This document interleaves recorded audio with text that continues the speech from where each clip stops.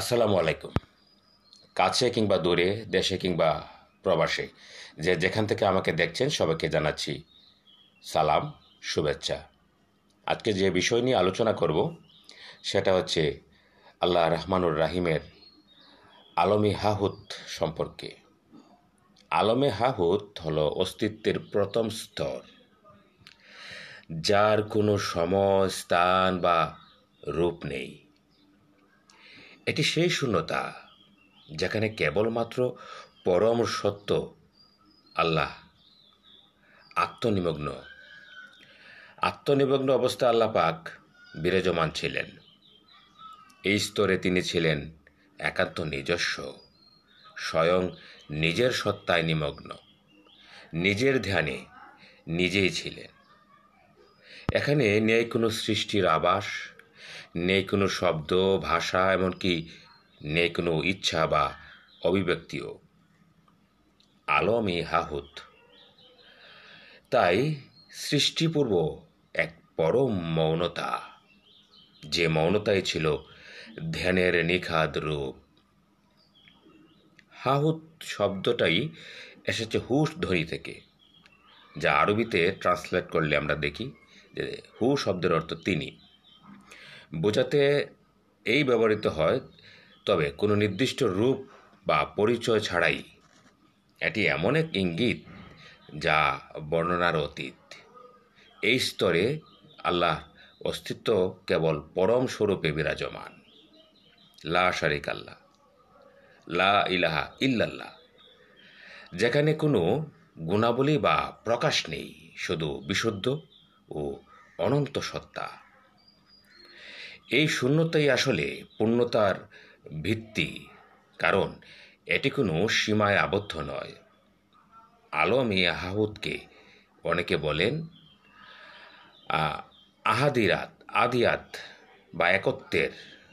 আদিয়াত বা একত্বের অবস্থা, যেখানে দ্বৈততার বিন্দুমাত্র অস্তিত্ব নেই।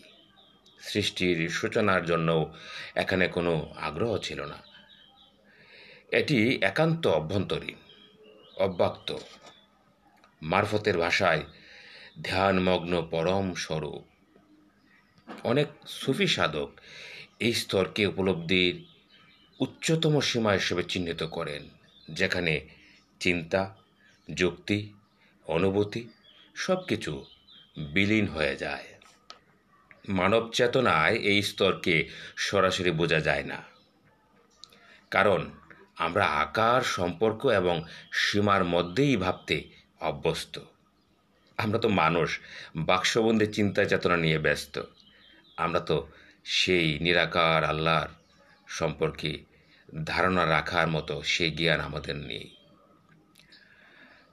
হাহুতের সঙ্গে মানুষের সম্পর্ক গড়ে ওঠে ধ্যান, জ্ঞান, মৌনতা এবং তাওহীদের গভীর অভিজ্ঞতার মধ্য দিয়ে। যখন মানুষ তার পরম স্রষ্টাকে খুঁজতে থাকে, সমস্ত রূপ, পরিচয়, চাওয়া পাওয়ার ঊর্ধ্বে উঠে যায়, তখনই সেই স্তরের ছায়া কিছুটা অনুভব করা যায়। এই উপলব্ধি সরাসরি নয়, প্রতিফলিত, যেমন আয়না, কিন্তু আয়না নেই। বিপরীত দাঁড়িয়ে নিজেকে দেখা যায়, কিন্তু আয়না নেই। এই স্তরের মূল তাৎপর্য হল স্রষ্টা নিজেই ছিলেন নিজের উপলব্ধি, নিজেই নিজের চেতনা। তাই হাহুত হল সেই আদি বিন্দু যেখানে সমস্ত সৃষ্টির সম্ভাবনা ঘুমিয়ে আছে, কিন্তু এখনও জাগেনি। এই ঘুমন্ত সম্ভাবনাই পরবর্তীতে একে একে আত্মপ্রকাশ করতে শুরু করে, নূরের রূপে, গুণের বিকাশে, আকারের বিন্যাসে। আলমী হাহুত আমাদের স্মরণ করিয়ে দেয় যে চরম মৌলিক সত্য সবসময় নিঃশব্দ, নিরাকার, অথচ সর্বোচ্চ উপলব্ধি। যত বেশি আমরা খোলস ছাড়াতে পারি, তত বেশি ওই স্তরের নিকটবর্তী হওয়া যায়। এই নৈশব্দ সত্য মানুষকে ডাকে, তার গভীরে ফিরে আসার জন্যে, সকল রূপ ছড়িয়ে মূল আত্মার মুখোমুখি দাঁড় করানোর জন্যে।